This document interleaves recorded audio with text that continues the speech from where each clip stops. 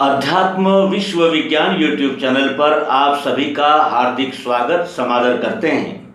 मित्रों, अध्यात्म विज्ञान के द्वारा विश्वरूप परमात्मा का प्रत्यक्ष यथार्थ दर्शन होता है और शब्दों में कहे हुई बातों को प्रत्यक्ष देखा जा सकता है, जाना जा सकता है और जानने के बाद फिर जो श्रद्धा निर्माण होती है वो आँखों वाली श्रद्धा होती है, वो अंधश्रद्धा अंधविश्वास नहीं होता। और जब हम अंधश्रद्धा अंधविश्वास में फंसे नहीं होते तब ही हम अंधानुकरण के मार्ग पर चलना हमारा समाप्त हो जाता है। अंधानुकरण तब तक ही हमारे सम्मुख रहता है जब तक कि हम उस बात का प्रत्यक्ष दर्शन यथार्थ बोध प्राप्त नहीं कर लेते। अर्जुन का भी वैसे ही हुआ। अर्जुन को भगवान श्री कृष्ण जी ने क्या समझाया था कि तदस्ति यच्चापि सर्वभूतानां बीजं तदहम अर्जुन न तदस्ति विना यस्यान्मया भूतं चराचरम। अरे अर्जुन, मेरे बगैर तो ये कुछ है ही नहीं। ये इतना विशाल रूप उनका भगवान श्री कृष्ण जी ने अपना बताया और साथ ही कहा कि मैं सब चराचर का बीज मात्र हूँ और सनातन हूँ और मैं अनादि हूँ, अव्यय हूँ, नित्य हूँ। ये इसके पहले कह चुके थे। और साथ ही 10वें अध्याय के अंत में क्या कहते हैं, अथवा बहुनेतेन किम ज्ञातेन तवार्जुन विष्टभ्याहमदं कृतस्नम एकांशेनो स्थितो जगत। अर्जुन, मैं एक अंश से इस जगत का धारण करता हूँ, एक अंश से। अब एक अंश का अर्थ भी क्या है कि एक अंश से संपूर्ण विश्व को धारण किया है। अर्थात जो एक अंश में है वही संपूर्ण में है, जो संपूर्ण में है वही एक अंश में है। अर्जुन यानी दुविधा में पड़ गया कि ये इतना विराट रूप बताते हैं, क्या इसको देखा जा सकता है, जाना जा सकता है। और इसीलिए अर्जुन ने कहा कि आपने अपना भगवान ये जो वर्णन है किया वो सत्य ईश्वरी रूप देखूं इच्छा मुझे हुई। वो सत्य ईश्वरी रूप मैं देखना चाहता हूँ और यदि आपको जचे तो आप मुझे बताइए, मैं भी अगर इस योग्य होऊंगा तो आप मुझे बताइए। इस प्रकार वो कहने लगा और तब भगवान श्री कृष्ण ने कहा कि देख ले, ये मेरे अनंत स्वरूप है, अनेक भांति के दिव्य अनेक रंग रूप के। भगवान श्री कृष्ण जी ने तुरंत निर्देश करके बता दिया कि देख ले, कितने रूप, कितने रंग, कितने स्वरूप, ये सब मैं ही हूँ। तो अर्जुन एक टक देखने लगा कि ये तो बता रहे हैं ये अनेक रंग रूप देखो, लेकिन मुझे तो कुछ दिख नहीं रहा है, मुझे तो केवल कृष्ण जी सामने दिख रहे हैं। तब श्री कृष्ण जी ने ये समझा और ये उनके ध्यान में आया कि जब तक इसे दिव्य चक्षु नहीं दिए जाएंगे ये कुछ भी देख नहीं सकता। तो आज तक के क्या अर्जुन कुछ देख ही नहीं रहा था। अर्जुन को देखने के लिए कि जितने साधन मिले थे, जैसे हम आँखों से देखते हैं, कानों से शब्द देखते हैं, नाक से गंध देखते हैं, जीभ से शब्द यानी रस देखते हैं, त्वचा से स्पर्श देखते हैं, ये तो इंद्रियों से देखते हैं। फिर हम मन से भी देखते हैं और बुद्धि से भी देखते हैं। तो फिर यहाँ कौन से ऐसे नए कहने लगे हैं श्री कृष्ण जी कि न तू माम शक्य से द्रष्टुमनेनैव स्वचक्षुषा दिव्यम ददामि ते चक्षु पश्य मे योगमैश्वरम। मैं तुझे दिव्य चक्षु देता हूँ, उसके अनंतर ही तू मेरा दिव्य यानी दर्शन कर सकता है, मुझे संपूर्णतया जान सकता है। संजय भी रथ के पास ही खड़ा हुआ था और वो ये सब देख रहा था। और तो वो धृतराष्ट्र को संजय कह रहा है कि हे राजन, कह के ऐसा श्रेष्ठ योगेश कृष्ण ने दिखाया पार्थ को अपना पुरुषोत्तम रूप। ये अनंत मुख है जिसमें आँखें अद्भुत रूप वो, धारे मूल्यवान शस्त्र आभूषण अनेक ही। ऐसा कह के योगेश कृष्ण ने दिखाया पार्थ को अपना पुरुषोत्तम रूप। ये वो रूप क्या केवल अर्जुन ही देख सका, क्या हम नहीं देख सकते? और हम भी देख सकते हैं। तो सद्गुरु ये कहते हैं कि अपनी आँखों से देखो, और अपनी आँखों से देखने के लिए हमें कोई न कोई पदार्थ अपनी आँखों के आगे रखना होगा, तब दिखेगा। क्योंकि दिखता है दिखता है दिखता है कहेंगे तो यानी सटीक बोध नहीं हो पाएगा। इसीलिए दिखता है तो क्या दिखता है ये हम क्रमशः जानेंगे। और देखने के लिए हमारे पास कौन से साधन हैं ये पहले देखना होगा। हमारे पास क्या क्या है? तो पंच ज्ञानेंद्रियां हैं, मन है, बुद्धि है, और ये स्वयं जानने वाला अहंकार जो मैं कहता है, ये मैं कहने वाला अहंकार। इतने साधन हमारे पास है। तो आइए शुरुआत करें। इस वस्तु को हमने अधिष्ठान रूप लिया है, और इस वस्तु के स्थान पर स्वयं को रखना है, और मनोगति सूक्ष्म करके इस विश्व की ओर देखना है, तब हमें दिखने लगता है। सर्वप्रथम कहते हैं कि अपनी आँखों से देखो, अपनी आँखों से देखो। अब तक ग्रंथों में जो लिखा है, सुना है, पढ़ा है, वहाँ वो केवल शब्द थे। अब उन शब्दों का अर्थ अगर ध्यान में लेना है तो यहाँ प्रत्यक्ष देखना होगा। अपनी आँखों से देखो, दिखता है पदार्थ ये। वैसे ही विश्व में सारे रूप का दिखना बरा। जैसा यहाँ रूप है वैसा ही रूप यहाँ सब जगह है।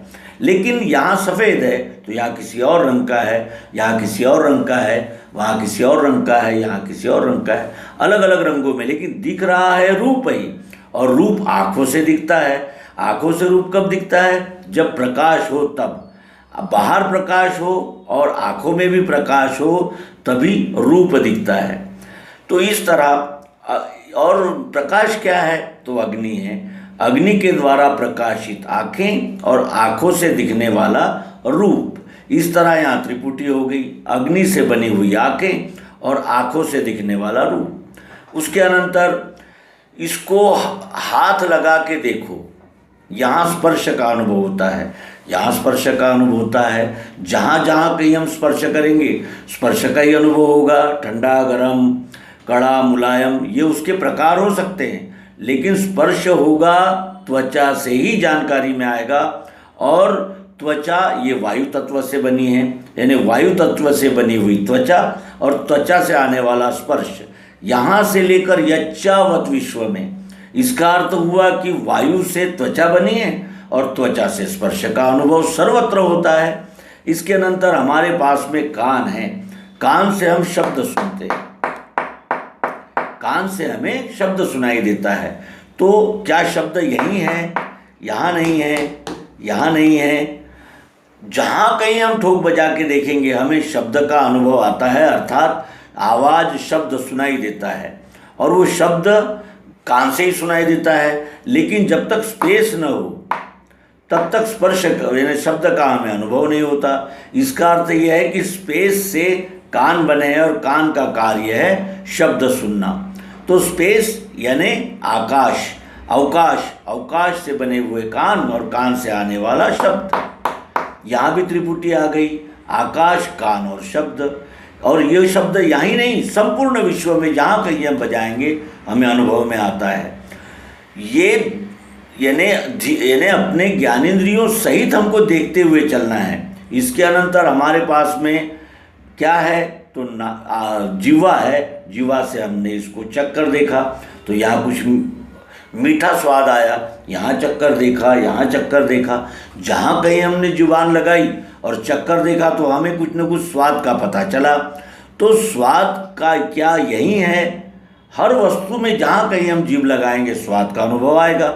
और ये जल से बनी हुई है जीभ, क्योंकि ये हमेशा लार का स्त्रवण करते रहती है, अर्थात इसमें जल सतत स्त्रवण होता ही रहता है। तो जल से बनी हुई जीभ और जीभ से आने वाला स्वाद या रस। उसके अनंतर हमारे पास ज्ञानेंद्रिया नाक है।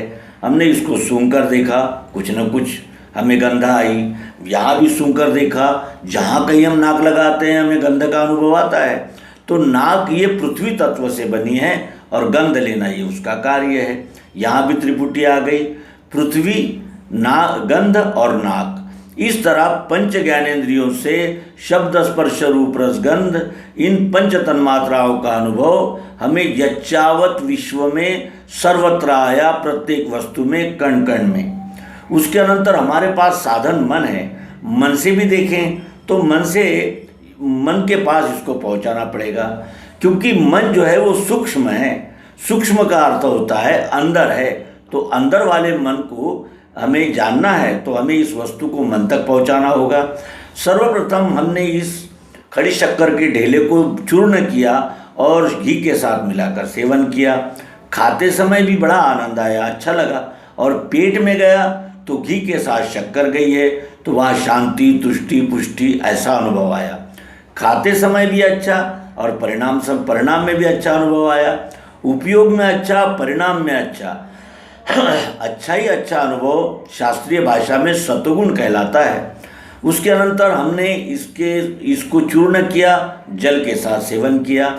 तो पीते समय तो अच्छा ही लगा, ठंडा और मीठा, लेकिन जब पेट में गया तो जल जो है वो शीतल धर्म है जल का, तो वो मस्तक में चढ़ गया और ये शक्कर ने पेट में जाकर दाह पैदा किया।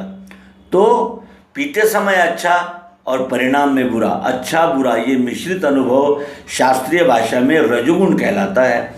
इसके अनंतर हमने तीसरा प्रयोग किया इसी वस्तु पर, इसको ऐसे ही चबाया तो क्या हुआ, मसूड़े छिले, दांत टूटे। खाते समय भी हमें तकलीफ हुई और पेट में ये नीरी शक्कर गई तो इसने पेट में डाह, जलन और उष्मा पैदा कर दिया। तो इस तरह ये खाने में भी यानी प्रयोग में भी बुरी और परिणाम में भी बुरी, ये तमोगुण कहलाता है। हमने इंद्रियों से 5 देखे और 3 गुण इसमें देखे हमने मन से, तो 5 और 3 हो गए 8। इसीलिए भगवान श्री कृष्ण जी 7वें अध्याय में कह रहे थे कि पृथ्वी, जल, अग्नि, वायु, आकाश, मन, धी और अहंकार, यही मेरे प्रकृति के 8 अंग है। तो हमने 8 में से 6 अंगों से देखा। अब देखते हैं बुद्धि से। बुद्धि से हमने पूछा कि इसमें शब्द स्पर्श रूप रसगंध है, इसमें सतोगुण, रजोगुण, तमोगुण भी है, लेकिन क्या हमने इस वस्तु को इन 8 अनुभव के लिए लाया था? तो बुद्धि कहती है नहीं। बुद्धि कहती है कि इसमें प्रियत्व था इसीलिए लाया। तो क्या प्रियत्व यहीं है, यहाँ नहीं है? यहाँ सर्वत्र यच्चावत विश्व में उस प्रियत्व का ही नज़ारा है, दिखता है और प्रिय रूप से दिखता है, ऐसा हमको बुद्धि ने अनुभव कराया। तो हमने इंद्रियां, मन और बुद्धि से देखा। और ये सब कौन देख रहा है? तो ये मैं देख रहा हूँ, अहंकार, जीवात्मा, जो इन सभी अंगों से एक ही वस्तु सर्वत्र विश्व के कण कण में व्याप्त है या नहीं, इसका निर्णय ये इस अहंकार को करना है और ये अहंकार देखता चला जा रहा है। इस तरह पृथ्वी, जल, अग्नि, वायु, आकाश, मन, बुद्धि और अहंकार ये विश्वरूप परमात्मा के प्रकृति के 8 अंग है। और उसमें ओत प्रोत चाह, जरूरत, प्रियत्व, चाह, जरूरत, प्रियत्व, मिठास यहाँ भी है, यहाँ भी है, यहाँ भी है। सर्वत्र ये संपूर्ण विश्व ही चाह, जरूरत, प्रियत्व का ही नज़ारा रहने से जहाँ कहीं हम देखते हैं हमें प्रियत्व का ही अनुभव आता है। तो वो प्रियत्व जो है वो कैसा है? निराकार है।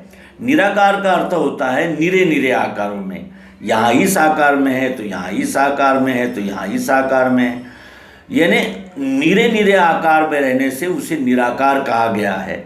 और दिखता है तो साकार है। तो इसमें से ये जो दिख रहा है ये साकार है, लेकिन इसमें जो निराकार चाह, जरूरत, प्रियत्व रूप मिठास भरी है वो आँखों से नहीं दिखती, बुद्धि से दिखती है। तो क्या इस आकार से वो मिठास को अलग किया जा सकता है? कभी नहीं। इसीलिए सगुण और निर्गुण इन दोनों का लय इस वस्तु के नाम में होता है। शक्कर कहते ही आकार भी शक्कर का है, मिठास भी शक्कर की है और नाम भी है शक्कर। इस तरह ये त्रिपुटीमय ये संपूर्ण विश्व है और वही परमेश्वर पुरुषोत्तम परमात्मा कहलाते हैं। फिर कहते हैं कि इसको हम जड़ कहते हैं, ये चलता नहीं, हिलता नहीं, डुलता नहीं, लेकिन ये अन्न है, इसको अगर हम सेवन नहीं करेंगे तो हम भी चलेंगे, हिलेंगे, डुलेंगे नहीं, हम भी अचेत हो जाएंगे। इसका अर्थ क्या है? जो सुप्त अवस्था है वस्तु की वो जड़ है, और जो चेतन अवस्था है वो यानी क्रियाशील अवस्था चेतन है। तो यही वस्तु जब रखी रहेगी तो जड़ है, जब उपयोग में आएगी तो चेतन हो जाती है। जैसे हमने इस पुस्तक को यहाँ रख दिया है तो अब ये जड़ हो गई, लेकिन जब हम इसको खोलकर पढ़ने लगते हैं तो वही तो चेतन होकर हमें ज्ञान देती है। इस तरह यच्चावत सृष्टि में जड़ और चेतन एक ही वस्तु के दो भाव है। इस तरह अर्जुन ने विश्वरूप परमात्मा का दर्शन किया, उसे प्रत्यक्ष देखा और जाना, और तब उसके ध्यान में आया कि जैसे भगवान श्री कृष्ण जी कह रहे थे कि अरे अर्जुन, मैं ही हूँ, मैं हे गुणाकेश, मैं आत्मा, भूतों में सब हूँ रमा, मैं ही हूँ सब भूतों के आदि मध्यांत काल में। अब उस विराट मय का अनुभव अर्जुन को हुआ और अर्जुन ये जान सका कि हाँ, ये जो कह रहे थे कि मैं सब कुछ मैं ही हूँ, आदित्यों में मैं विष्णु हूँ, ज्योतिर्मय अंशुमान रवि हूँ, ये भी मैं ही हूँ। और भगवान श्री कृष्ण जी जो अंतिम श्लोक में कह गए थे उसे कि मैं ही सब कुछ हूँ, जैसे अथवा बहुनेतन किम ज्ञातेन तवार्जुन विष्टाम्याहमिदं कृतस्न मेकांशेन स्थितो जगत। अरे मैं ही मैं हूँ, दूसरा कुछ है ही नहीं। अब अर्जुन के ध्यान में आया कि हाँ, यही है वो मैं, जिस मैं को ध्यान में रखकर भगवान श्री कृष्ण जी कह रहे थे कि मैं भूतेश हूँ, मैं सभी जीव मात्र का ईश्वर परमात्मा और पुरुषोत्तम मैं हूँ। तो ये है वो विश्वरूप परमात्मा जो सद्गुरु द्वारा युक्ति मिलने पर ही दिखता है और अन्य किसी मार्ग से इसको नहीं जाना जा सकता।